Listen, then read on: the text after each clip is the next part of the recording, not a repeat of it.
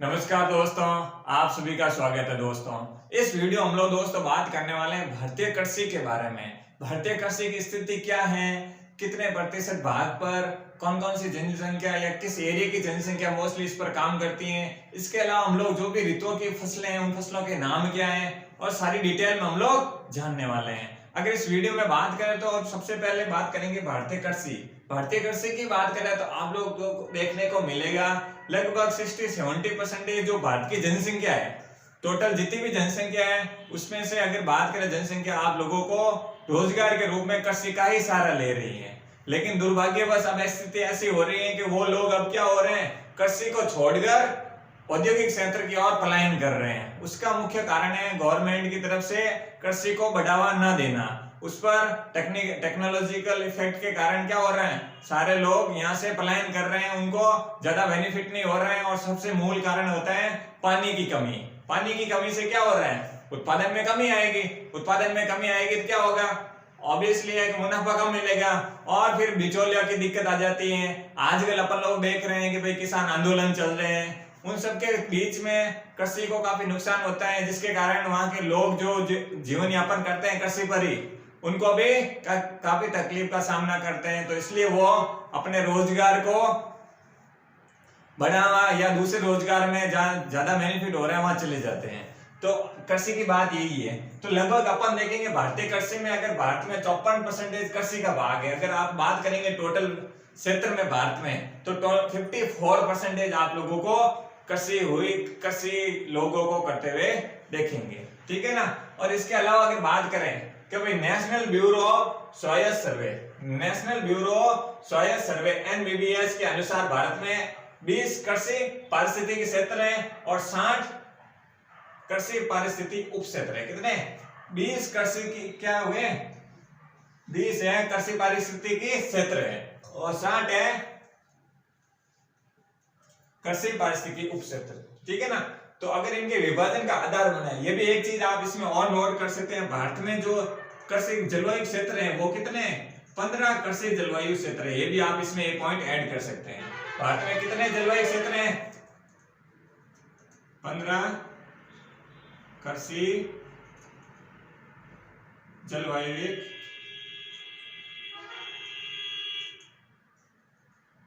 क्षेत्र है, ठीक है ना। एक पॉइंट आप इसमें भी ऐड कर सकते हैं। ये जो आप लोगों को पारिस्थितिकी क्षेत्र 20 कृषि पारिस्थितिकी क्षेत्र और 60 कृषि पारिस्थितिकी क्षेत्र में बांटा गया है। इनका आधार की बात करें तो इनका आधार क्या रहा होगा, इनका आधार रहा होगा भाई जैविक स्थिति, ठीक है ना। इसके अलावा भारत में आप लोगों को पता है अलग अलग जगह के हिसाब से, बारिश के हिसाब से, मिट्टियों के उत्पादन की दृष्टि से ये भी एक आधार बनाया गया था इनके विभाजन में। और जलवायु को प्रकार, किस प्रकार की जलवायु है, उष्णकटिबंधीय है, शीतोष्णकटिबंधीय है, तो उसके बारे में भी इसके आधार बनाया गया। और प्राकृतिक भौगोलिक स्थिति, इन सब की परिस्थितियों के आधार पर इन क्षेत्रों को क्षेत्र और मुख्य क्षेत्र और उप क्षेत्रों में बांटा है, ठीक है ना। तो जलवायु प्रदेश में इसमें हम लोग जैसे अपन लोग उष्णकटिबंधीय उपोष्णकटिबंधीय की बात करते हैं तो जैसे एक ग्लोब के माध्यम से समझते हैं। आपको पता है ये है पृथ्वी है, ठीक है ना। ये अपन क्या विषुवत रेखा, आप लोगों को पता है जो विषुवत रेखा वाला इलाका है, आप लोगों को जो 10 डिग्री उत्तरी और 10 डिग्री दक्षिणी भाग में जो भाग मिलेगा, तो इसमें आप लोगों को ये वाला जो क्षेत्र वाला भाग दिख रहा है आप लोगों को, जो विषुवत रेखा के आसपास का क्षेत्र क्या है, उष्णकटिबंधीय। तो उष्णकटिबंधीय है तो ये एक ऐसा क्षेत्र होगा जहां पर इसी के अनुकूल जो भी फसलें, जैसे आप लोगों को धान कह सकते हैं, चावल की खेती भी आप लोगों को कह सकते हैं, ठीक है ना।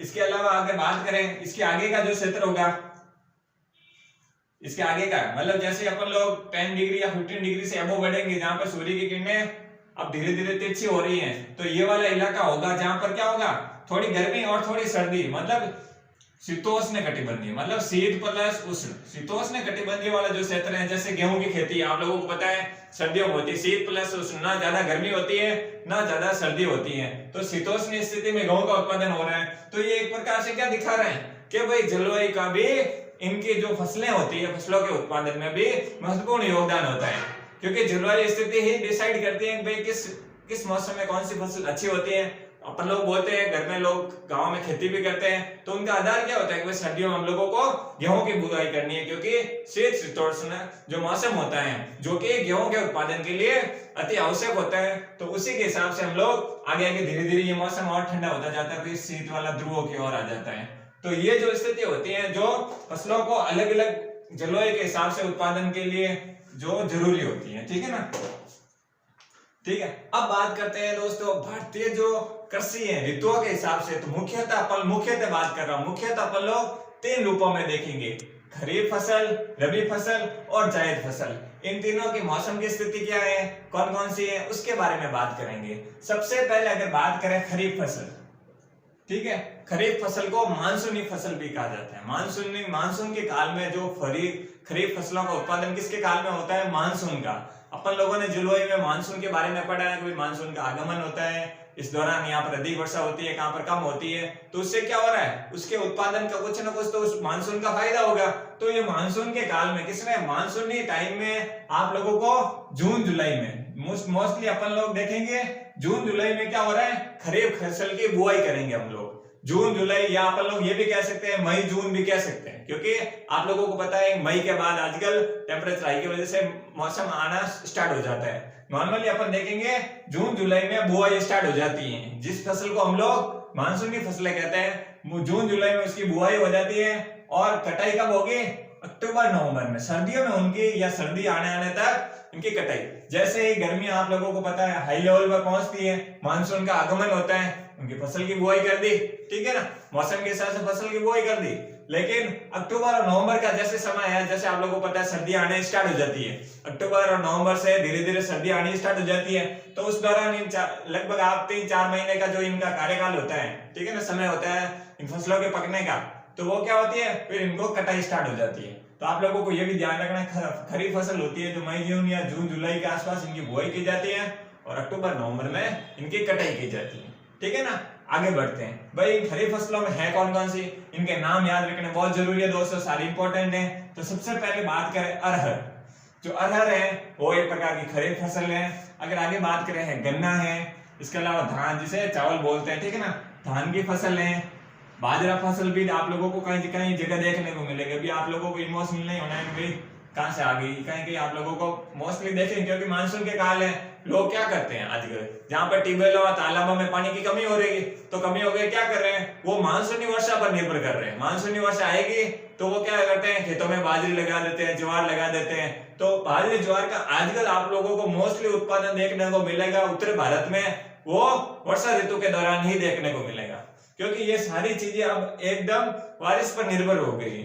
नदियां तालाब सूख रहे हैं, पानी की कमी धीरे धीरे हो रही है, तो इसलिए क्या हो रहा है, इसका इफेक्ट अपन लोगों को उत्पादन में, इनके जो भी अपन लोग फसलें बोते हैं तो उनके ऊपर भी इफेक्ट आएगा। तो बाजरा है जो आप लोगों को पता है, ये भी मानसून के काल में देखने को मिलेगा। इसके अलावा ज्वार है, ठीक है ना। मक्के की खेती आप लोगों को, मक्का सबको पता ही है, सर्दियों के टाइम में, भादों के टाइम में आप लोग देखते ही हैं, लोग है ना खूब कच्चे मक्के पका कर खाते हैं, ठेले लगे हुए होते हैं हर जगह आपके आसपास आप लोगों को देखने को मिलेंगे। तो दोस्तों ये भैया ही मक्का है, ठीक है ना। आगे बात करें तिलहन। तिलहन मतलब तिलहन वाले आप लोगों को पता है, नॉर्मली अपन लोग, अगर मेरे यहाँ के एरिया की बात करूं, राजस्थान के आसपास के इलाके राजस्थान की, तो आप लोगों को पता है तिलहन की जो खेती है ऑफिशियल ना करके जो मूंगफली की खेती होती है, उन्हीं के क्यारियों के चारों ओर किसकी खेती की जाती है, तिलहन की। हो सकता है आपके इलाकों में अलग उसका प्रोसेस हो, मैं राजस्थान की बात कर रहा हूँ। नॉर्मली आप लोगों को मूंगफली आप लोगों को पता है, वो भी क्या है, एक प्रकार से खरीफ फसल है, तो वो उसके चारों ओर, उसकी क्यारियों के चारों ओर इसको खेती की जाती है तिलहन की। और कुछ जगह ऐसी है जहां पर ऑफिशियली जिस प्रकार मूंगफली की खेती की जाती है, वहीं पर तिलहन की खेती की जाती है। तो तिलहन की खेती होगी। इसके अलावा सोयाबीन, सोयाबीन का ध्यान रखना दोस्तों, सोयाबीन आप लोगों को तिलहन में भी आएगा, किसमें, तिलहन की खेती में। ऐसा आप लोगों को ऐसा नहीं होना चाहिए कि ये यहाँ कैसे आ गया, वहां कैसे आ गया। दूसरी जगह देखो कुछ चीजें होती है, जैसे चावल की बात करते हैं अपन लोगों को, सर्दियों गर्मियों दोनों में देखने को मिलेगा, तो इसलिए आप लोगों को ज्यादा कंफ्यूजन नहीं होना, ठीक है ना। कुछ चीजें होती है उनको एक्सेप्ट करना पड़ेगा अपन को। तो सोयाबीन हो गई जिसे खरीफ फसल के में देखेंगे अपन लोग, और तिलहन की खेती में भी आप लोग इसको देखेंगे। इसके अलावा होगी मूंगफली, ठीक ना। मूंगफली का भी इस टाइम बुआई स्टार्ट हो जाती है, कब, जून जुलाई में। और सूरजमुखी का फूल होता है आप लोगों को पता है, गोल गोल, ठीक है ना। कपास की खेती हो गई, तंबाकू और तिल। अब इसमें आप लोगों को ये तो मानसून के आधार पर जो भी है दोस्तों, इनमें से सब याद रखने जरूरी है, और एटलीस्ट कम से कम 5-6 याद रखो। अगर यूपीएससी जैसे एग्जाम दे रहे हो जिसमें आप लोगों को कहीं ना कहीं स्टेटमेंट देखने को मिलेगा, उससे क्या होगा, आप इजीली आंसर को सेलेक्ट कर पाएंगे। क्यों, एलिमिनेशन के माध्यम से आप लोग आराम से सेलेक्ट कर पाएंगे। तो इसलिए आप लोगों को ये सारे तो याद रखने ही है दोस्तों, क्योंकि एग्जाम में पूछते हैं, एग्जाम में इस टाइप के क्वेश्चन पूछते हैं, तो आप लोगों को इसको छोड़ के नहीं चल सकते, ठीक है ना।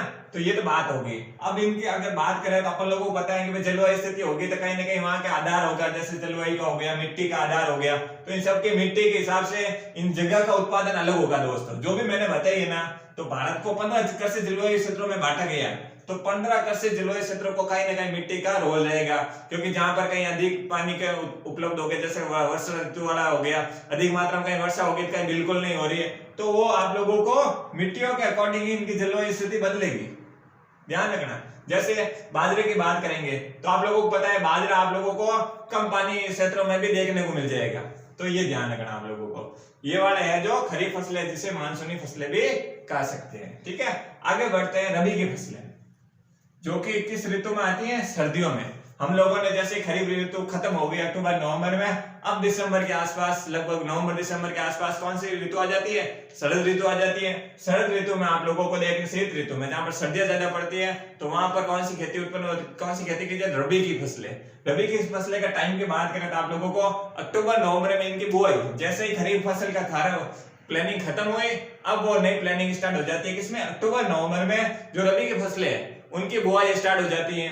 और रबी की फसलों को हम लोग मार्च और अप्रैल में इसकी कटाई करते हैं। जैसे ही सर्दियां जाएगी, देखो ये गर्मी का है पूरा, ये ध्यान रखना दोस्तों, ये वाला भाग ऑलमोस्ट गर्मी का है, रबी खरीफ वाला, और ये है रबी वाला जो पूरा सर्दी पर डिपेंड करे। अक्टूबर नवंबर में अपन लोगों को पता है सर्दी आनी स्टार्ट हो जाती है, तब इनकी बुआई की जाती है, और मार्च अप्रैल में आप लोगों को पता है धीरे धीरे सर्दियां चली जाती है, और ये वाला जो सफर होता है, समय होता है, वो रबी की फसलों की कटाई होता है।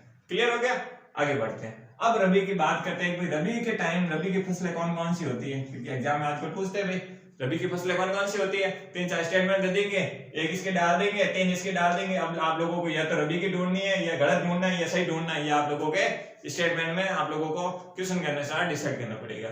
तो इसमें देखेंगे रबी की फसल में आप लोगों को गेहूं, ये जो भी फसलें बता रहा हूं दोस्तों, मुख्यतः इंपॉर्टेंट जितनी भी है ना, इन सब के बारे में डिटेल में हम अगले पार्ट में पढ़ेंगे। तो अभी हम लोग को ओवरव्यू जानना जरूरी है, ताकि आप लोगों में पढ़ो तो आगे कोई दिक्कत नहीं हो। तो आप लोगों को रबी की फसलें में कौन सी, गेहूं की फसलें, जौ की फसलें, ठीक है ना, सर्दियों के समय ये उत्पादन किया जाता है, चना है, ठीक है ना, और मटर की खेती है, सरसों की खेती है, और मसूर है, गन्ना है, और आलू है। ये जो रबी की फसलें हैं आप लोगों को दोस्तों किस काल में, शीत ऋतु में, ये सारी की सारी आप लोगों को याद रखनी ही पड़ेगी, क्योंकि दूसरा कोई ऑप्शन नहीं। इसके ट्रिक के माध्यम से पढ़ सकते हैं, मैंने सोचा बता दूं, बट आप अपनी ट्रिक बनाए ज्यादा बेटर रहेगा, क्योंकि खुद से बनी हुई ट्रिक, कुछ भी ट्रिक बना सकते हैं आप। इन सब का इंग्लिश वर्ड भी ले सकते हैं, या इनके आगे का हिंदी वर्ड लेकर भी आराम से बना सकते हैं। अब बढ़ते हैं आगे की ओर, आज जहां पर दोस्तों जायद ऋतु। अब बात आ जाती है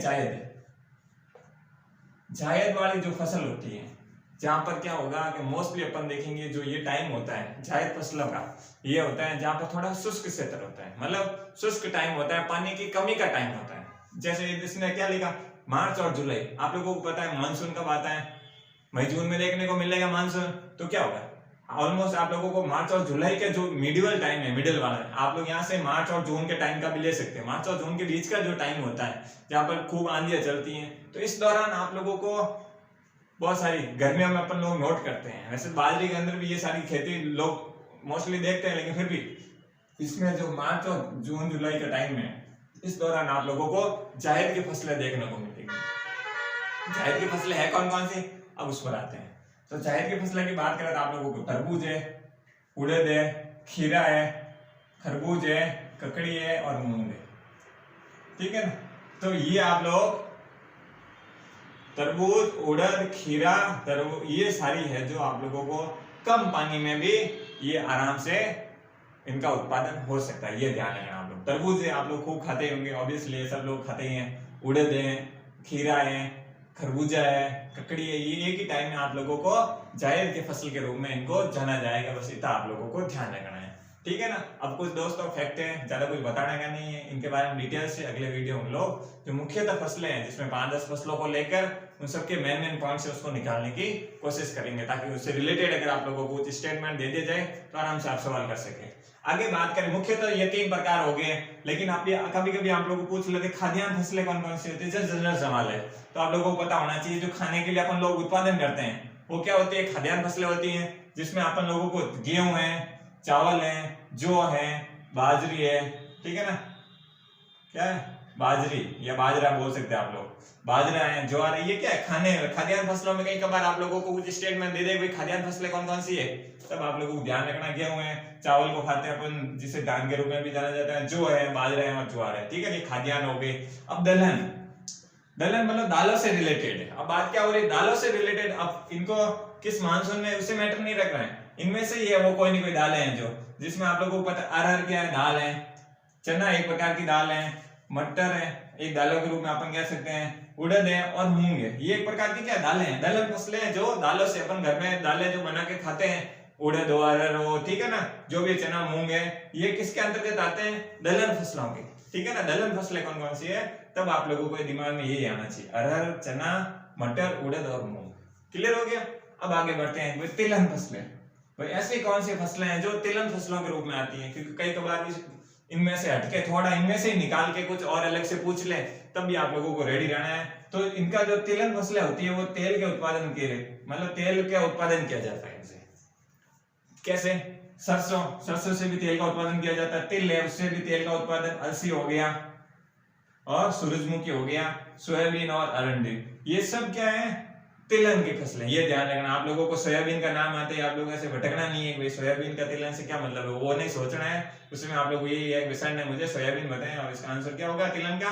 सोयाबीन भी एक प्रकार की क्या है, तिलहन फसल है, इसलिए आप लोगों को ज्यादा कंफ्यूजन नहीं होगा, ठीक है ना। अरंडी भी क्या है, एक प्रकार की तिलहन फसल ही है, ठीक है। आगे बढ़ते हैं दोस्तों, इंपॉर्टेंट एक और है नकदी, ये नकदी फसल है जो इसका उद्देश्य क्या है, व्यापारिक लाभ के लिए, जैसे गन्ने की खेती क्या होगा, व्यापार के हिसाब से इसका उत्पादन किया जाता है, व्यापार पर फोकस करके, इसका ऐसा नहीं केवल भारत में ही व्यापार हो, अंतरराज्यीय हो और एक इंटरनेशनल लेवल पर भी गन्ने का व्यापार किया जाता है। तो इसका उद्देश्य क्या होगा, नकदी फसलों का उद्देश्य होता है जो व्यापार के उद्देश्य से इनका उत्पादन किया जाता है, ठीक है ना।